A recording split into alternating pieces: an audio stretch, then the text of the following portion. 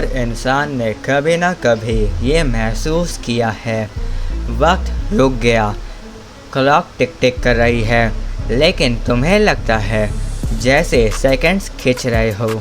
ये कभी तुमने नोटिस किया है कि एक दिन के अंदर एक ही चीज़ 2 बार हो जाती है, जैसे कोई छोटी सी मेमोरी रिपीट हो गई हो। ये बस कोइंसिडेंस नहीं है। कई लोग मानते हैं कि हम एक इनविजिबल सिस्टम के अंदर फंस गए हैं और इस सिस्टम के दरवाजे पर खड़े हैं टाइम के गेटकीपर्स। कुछ एंसेंट, कुछ अजनबी और कुछ शायद इंसानों के बीच ही। पर एक बात कॉमन है, वक्त का असली कंट्रोल उनके हाथ में है, तुम्हारे नहीं। सबसे पहले हम देखते हैं पास्ट की तरफ। हर सिविलाइजेशन के पास एक ही कहानी है। वक्त एक स्ट्रेट लाइन नहीं है, बल्कि एक साइकिल है। मायान सिविलाइजेशन ने अपना कैलेंडर बनाया जो 2012 में ख़त्म हो गया। लोग डरते थे कि दुनिया का एंड होगा। शायद एंड नहीं, बल्कि एक रीसेट हुआ। एक चैप्टर बंद हुआ और एक नया ओपन। हिंदुइज्म में बात होती है योगास की। सत्य योगा, त्रेता द्वापरा, कलियुगा, एक के बाद एक साइकिल रिपीट होती रहती है और हर साइकिल में कुछ गार्डियंस होते हैं जो डिसाइड करते हैं कि अगला युग कब शुरू होगा। और फिर ग्रीक माइथोलॉजी का क्रोनस, जो अपने ही बच्चों को खा जाता था ताकि कोई उसके टाइम का कंट्रोल ना ले सके। ये बस कहानी नहीं थी, ये एक सिंबल था कि वक्त हमेशा अपनी ताकत को प्रोटेक्ट करता है, आउटसाइडर्स को एलिमिनेट कर देता है। अब सोचो, डेजा वू क्यों होता है? तुम एक ही जगह, एक ही चेहरा, एक ही बात दोबारा क्यों देखते हो?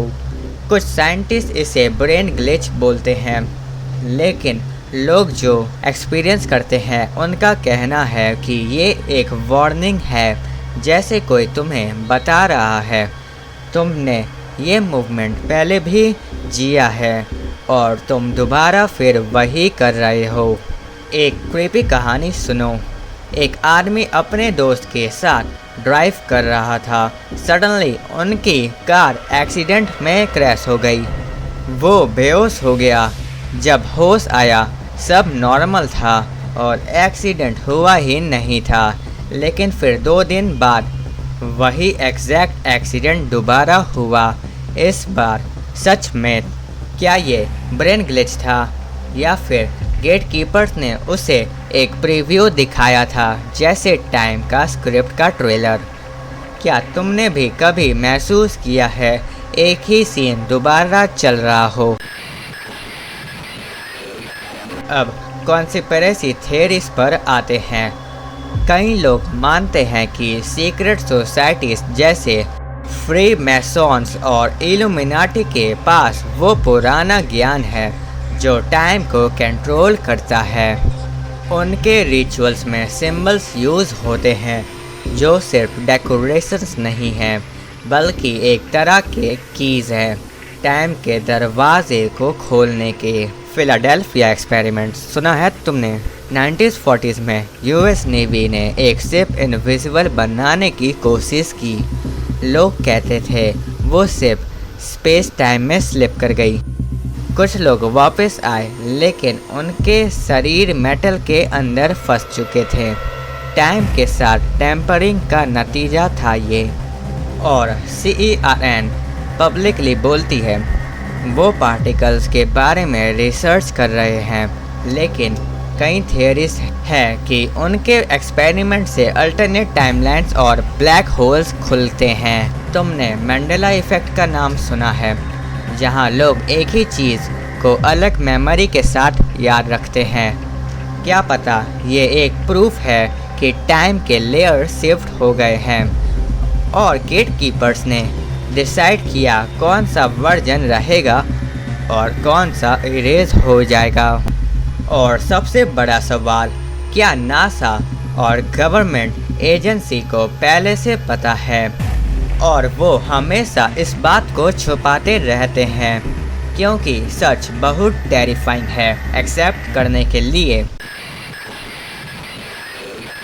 अब सवाल ये है, क्या तुम्हारे लाइफ के डिसीजंस तुम लेते हो या तुम बस एक स्क्रिप्ट फॉलो कर रहे हो जहां तुम्हारा हर दिन का एक रिकॉर्ड गेट कीपर्स के पास ऑलरेडी लिखा हुआ है।